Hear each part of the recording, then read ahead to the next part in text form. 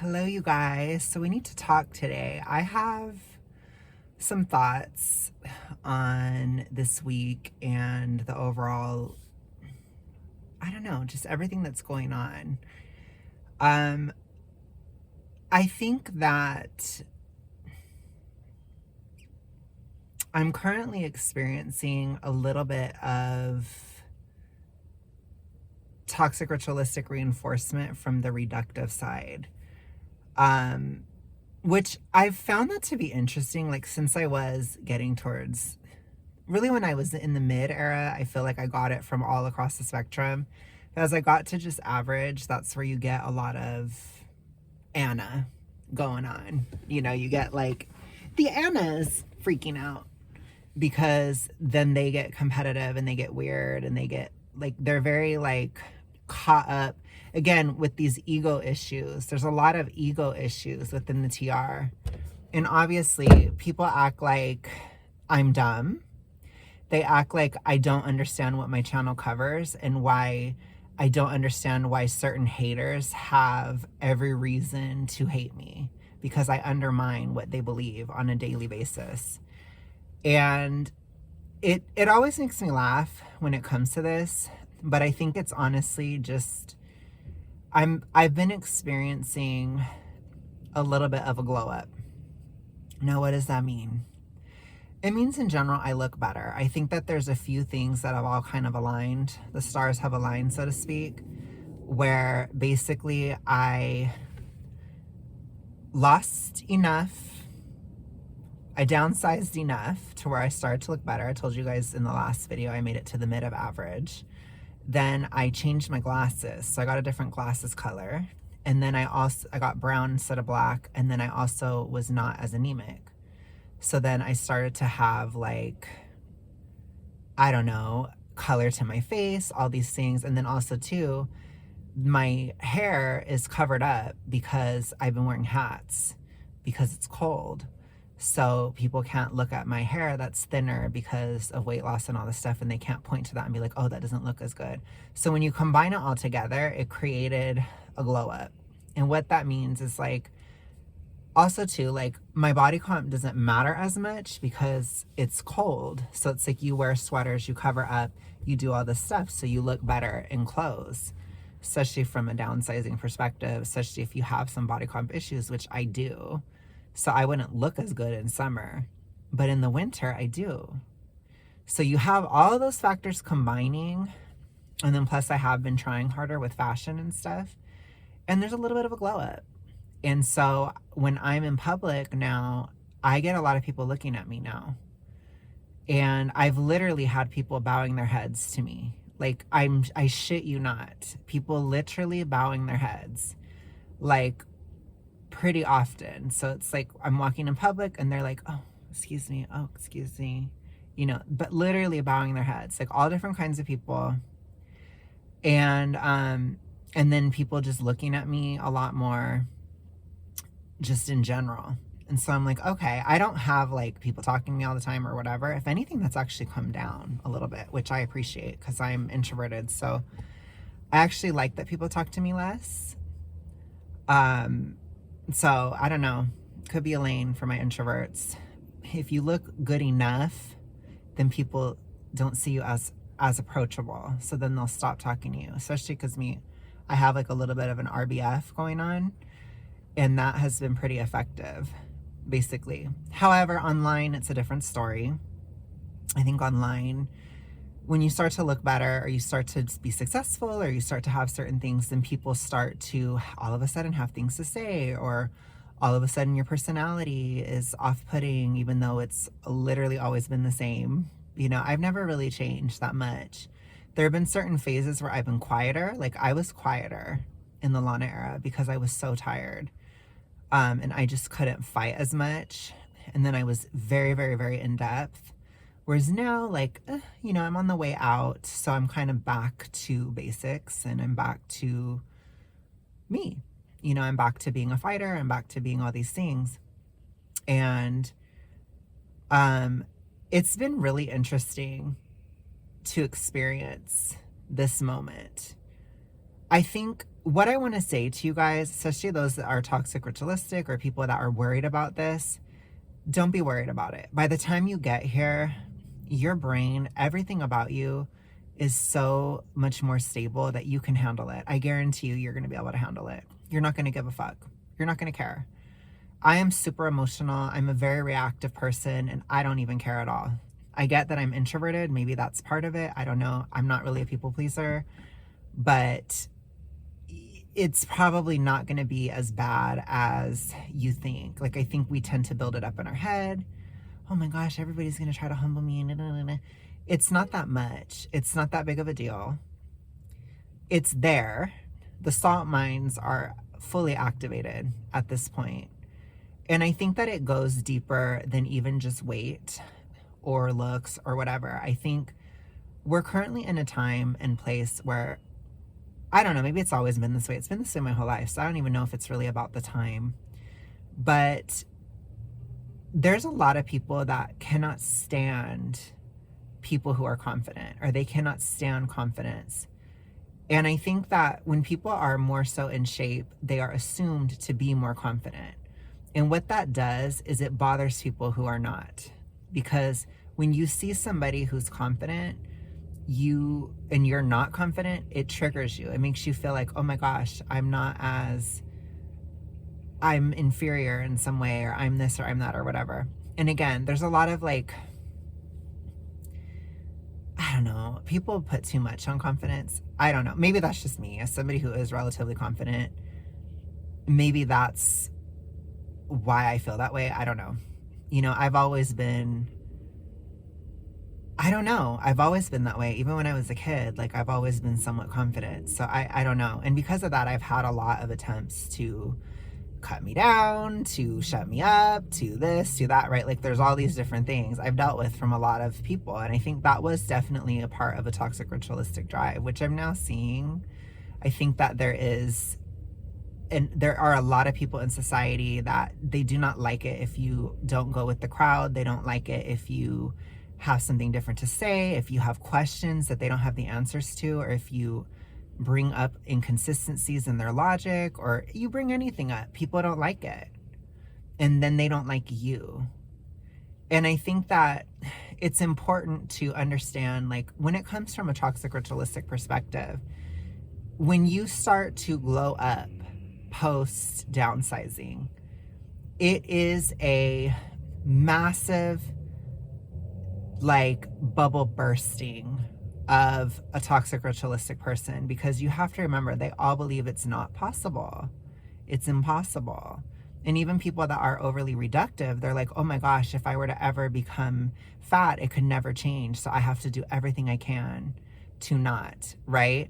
And so when you start to look better, you start to have a little bit of a glow up, you start to this, you start to that, then it's like those people that are more reductive, they'll try to look for any little flaw in you. They try to criticize you, and they'll tend to go for personality or all this stuff, especially because it's not like I get on here and I don't post, you know, I'm not taking like shirtless pictures. Like I'm not doing all that. So they're going to go for my personality. They're going to try to go for my character. They're going to try to go for this. They're going to try to go for that. And then the biggest thing that's easy, it's one of the most low-hanging, unoriginal fruits you could possibly choose, is ego. And a lot of people that are within the reductive side, they have massive egos, massive. And they're more so threatened when you have any kind of an ego. They don't want you to. They want to kind of hoard that. And you have to understand that. That's something that I have witnessed too many times within the reductive side of the TR. They can act humble, but it's usually very like humble braggy. It's not actually really truly humble. Now, again, within Hinge, there's a lot of times people are switching constantly back and forth between being extremely confident, even delusionally confident, to super insecure. Like it goes back and forth. You have to remember it's vacillating. And I'm not exactly sure what the other one would be like. I would guess it would be somewhere in the middle, or it's maybe more subtle, or they don't show it as much. Maybe it's more in here. Or maybe within private conversations, it's not as much something that would be stated publicly. Whereas like Hinge and the reductive side, they would both state it publicly. So That's just things that I've observed.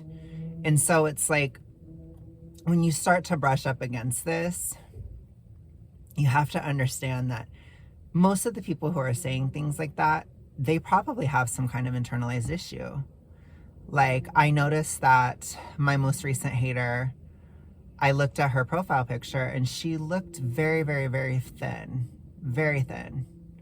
And I don't know if there's an issue. I don't know the person, but it's something I noticed. And I was like, that's interesting. And it's just an interesting correlation, you know? And I did deal with somebody who is overly reductive over the summer and over, you know, spring, like in my mid era. I had one specific hater that was extremely persistent, and she had admittedly openly stated that she struggled with the reductive side. And so I do think that it's important to understand that you're going to brush up against that. When you start to get into vanity, or you start to have a glow up, or you start to have these things, there's going to be a threat, some kind of egoic threat to people that are within that side of the toxic ritualistic. And you have to understand that.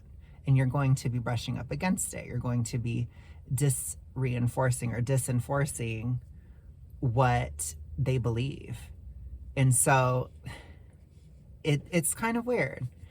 The other thing I want to talk about is just, I've been thinking a lot about food noise. I've been struggling with it a little bit, but I think it's in part because I am bored, honestly. Like, I work a lot right now. It's a difficult, everything feels very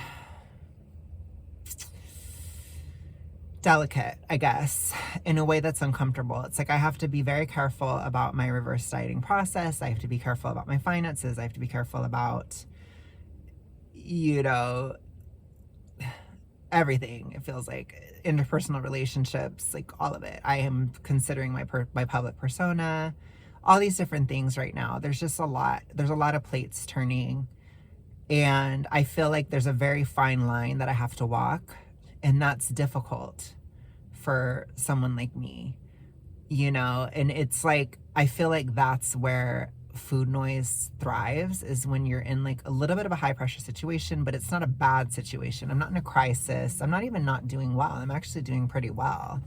So I think it is more so something that tends to happen when people are doing better. But what I find is, like, I have this, and I think a lot of us that do struggle with food noise, we have this natural curiosity, this intellectual curiosity, this spiritual curiosity, this, you know, we think about the status quo and we challenge it, or we're this way, you know, or we want to create something new, or maybe we are more creative in general. And so it's like, I think that when we're like that, there's a lot of people that are very threatened by creativity. I don't know what it is about them. They're just very, very rigid. It could just be a personality thing, or it could be something toxic ritualistic, or it could be some kind of hormonal dysregulation. It could be anything, but it doesn't really matter what it is. But there's a lot of people who are very crotchety, uncreative, dull, boring, you know, like any slight bit of difference, and they have a problem.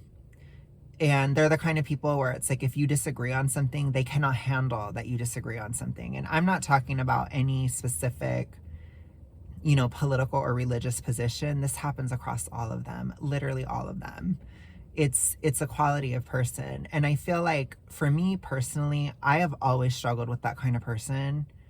It really bothers me. It's always bothered me. And I didn't realize how much of a TR drive that was for me until now. Because as I'm like walking this fine line, I feel like there's so many people, or there's just so much pressure to not explore anything at all, not be creative at all. Like, I felt a lot of people talk about how we're in a time where conformity is extremely pushed culturally, and I do feel that way. I do feel that. I'm with you guys that feel that. I really do. I think there's a lot of conformity pushed all across political and religious spectrums right now. And it's like, what about those of us that don't completely fit into a category? What about those of us that are you know, as Lana would say, the masters of our own fate, or people like, what about those of us that think for ourselves, or that do want to, you know, do things differently? Like, where does that leave us? And where does that leave activism? Where does that leave creative work? Like, people talk about how Hollywood is so creatively bankrupt. I think it's because of this moment in time where it's like non-creative people have taken over everything.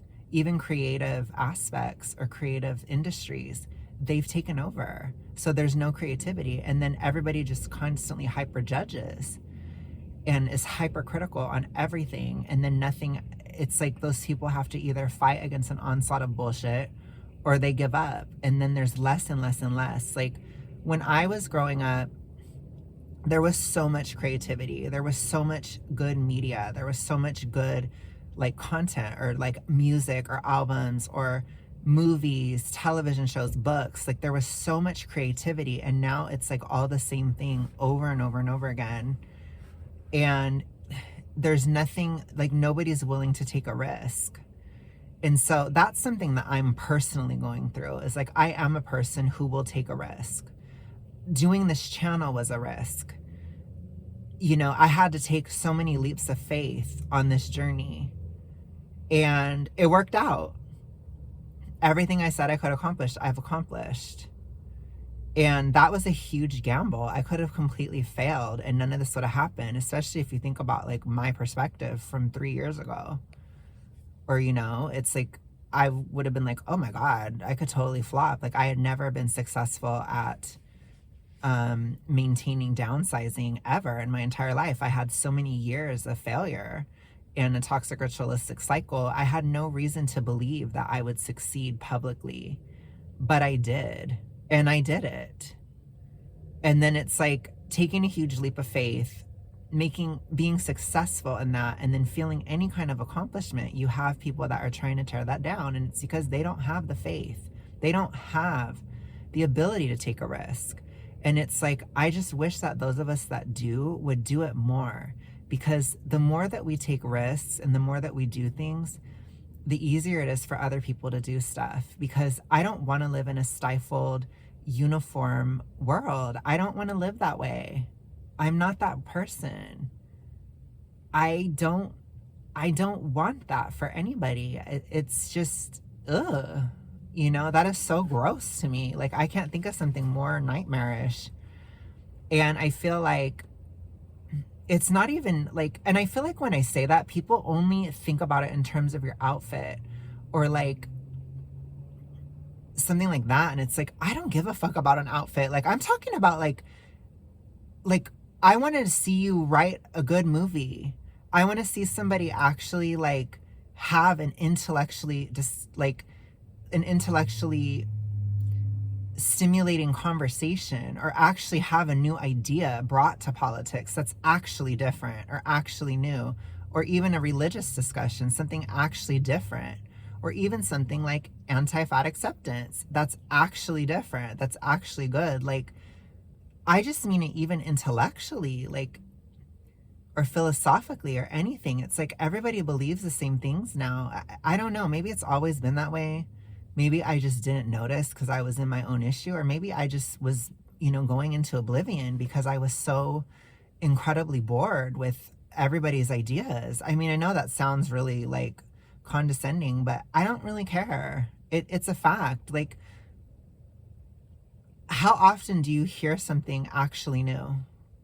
How often do you watch like a new movie that's actually different or original or risky?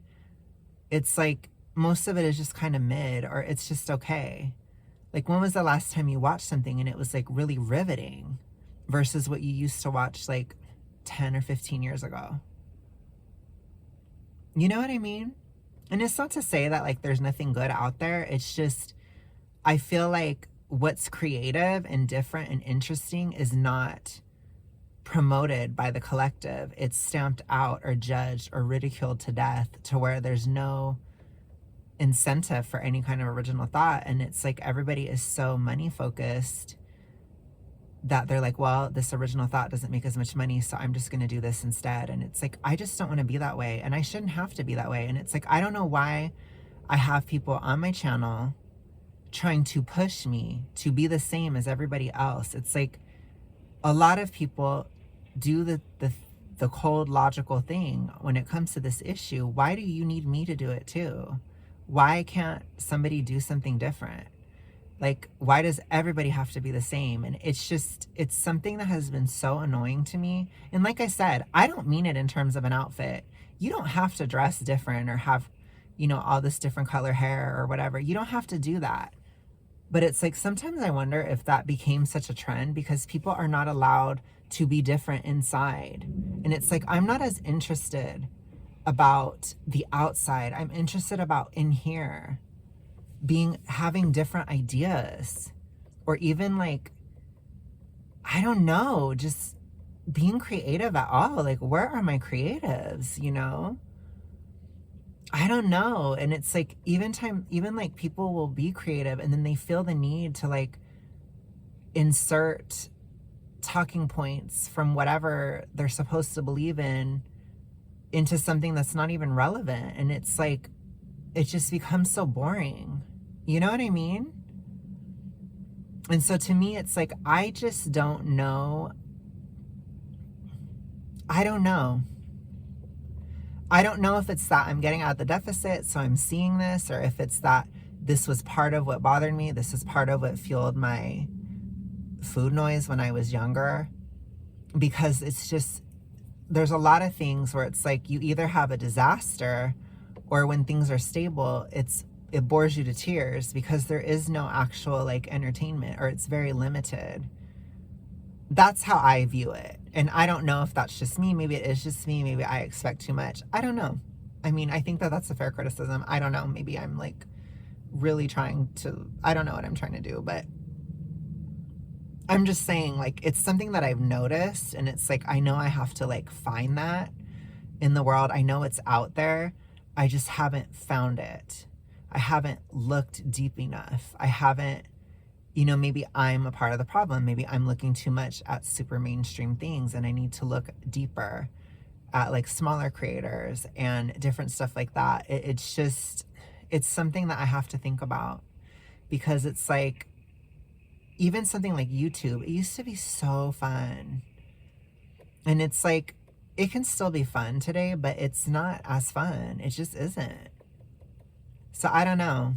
It's just, these are thoughts in my head, and it's like, I want to make certain changes, and I think we have to be the change we want to see in the world, blah, blah, blah. So it's like, if I want people to be more creative, and I don't mean externally, I have to keep saying that, I mean internally creative, then I'm going to have to do the same, you know? Because to me, like, superficial creativity is not what I'm talking about. I'm talking about like, you're creating an interesting person in yourself. You're creating an interesting idea or an interesting concept or something like genuinely fascinating or beautiful, or like, you know what I mean? So I'm going to definitely look at more creative stuff. Like, I think I'm going to try to find, like, I think it's like, I just think of like, I want to like follow somebody who's a sculptor. You know what I mean? Like, who's like really good at being a sculptor and creates really interesting things. I don't know. I just need more than this. You know? It's just not giving. And I think that adventure, it's out there, but it's like, I'm gonna have to make it myself. And I think that that's a part of life anyways. Like, we have to find what resonates with us, and we have to find things that are different, because otherwise we're going to be too stifled, you know, or you're going to be too bored. And it's like, I need to find more just concepts, ideas, art that is fascinating to me, because it's enough. I miss that fascination in life, and it's like, I feel like I haven't felt it in a long time. And, you know, I'm going to take responsibility for that and be like, I need to look for more underground stuff, basically. I think that that's what I have to do, because I feel like what's mainstream is just so boring, honestly. So, I don't know, just some thoughts on my mind, but I know it's kind of all over the place, but that's where I'm at, and I'm seeing the connection between that and food noise. I'm seeing